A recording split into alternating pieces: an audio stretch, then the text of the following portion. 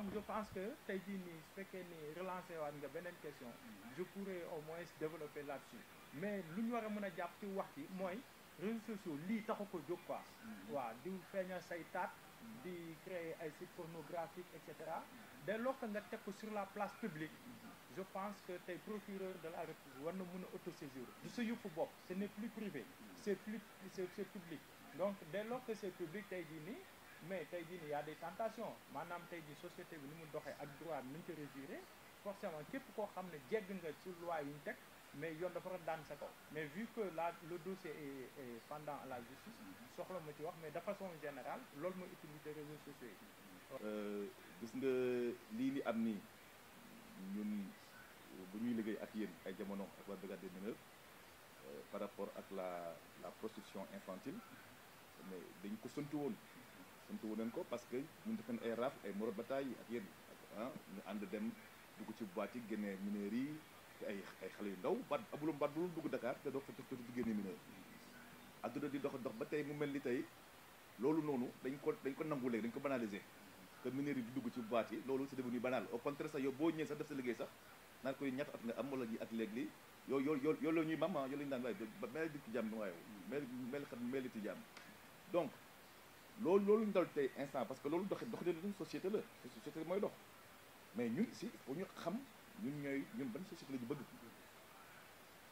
mënuñu méngale société occidentale ak société chinoise ak société sénégalaise mu ta bokk boo demee Thaïlande wala nga dem ay Hollande les femmes sont dans des baies vitrées da ngay ñëw romb xool soo bëggee après nga dugg jënd yóbbu mel ni marchandise ñun nag suñu aada suñu diine mayu ñu loolu jigéen dafa war a am sutura donc ñun bu ñuy wax ci affaire prostitution infantile ba ak la pédopornographie ba ñuy dugg ci loolu ak ñenn ay spécialistes ba ñu tax ñu wax coow ba ñu indi brigade boobu de lutte contre la cybercriminalité parce que auparavant fa amul lool mais c'est parce que c'était un besoin lu waroon am la instant bi nii besoin loolu am na brigade bi am na mu ngi liggéey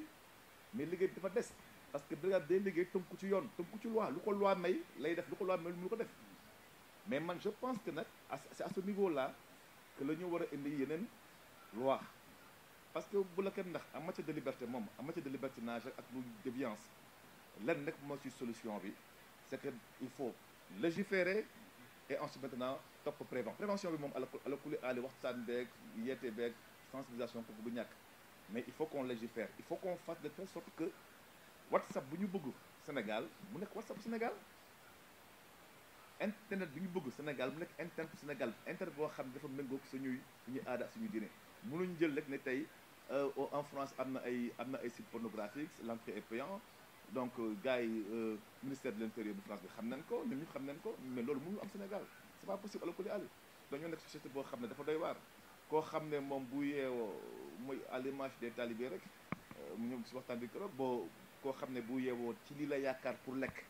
waaw ñu naan la ab sëriñ daara la wala ab municipal la tekk jàngul dara dafa dajal ay xale rek jëlee leen Guinée Bissau ñëw indi fii teg leen fi mais bu yeewoo xale yoo ci la xale yoo la yaakaar lekk ci la yaakaar naan keneen aussi bu fekkente ne moom ak ci réseaux sociaux yi ci la yaakaar lekk ak naan mais ala kulli ali da koy jéem c'est juste de la malfaisance c'est des malfaiteurs yoo xam ne dañuy profiter ci faayu système bi pour dugg mën a régler seen problème mu dëkk seen problème mu añ seen problème mu reer seen problème mu solin donc léegi nag je pense que pour que famille yi moom man ñoo liggéey nañ sali man yàgg mais affaire bi dafa garaaw ni société bi du mu yàqoo xale yi affaire bi du mu yàqoo dafa garaaw léegi te mënul ci dara da nga koy génnee tey yóbbu ko centre Guinée wala yóbbu ko feneen wala nga yóbbu ko AMO mais le lendemain elle revient là je pense que vraiment il faudrait que la loi puisse s'appliquer et s'appliquer dans une vision prospective il faut que ñu xam ñun ban fu ñu bëgg a jëm fii ak 2035 parce que mooy France bi mais avant 2035 aussi loolu yëpp il faut ñu cadrer ko donc normer ko bu baax ba nga xam ne mën na correspondre suñu lu ñu moom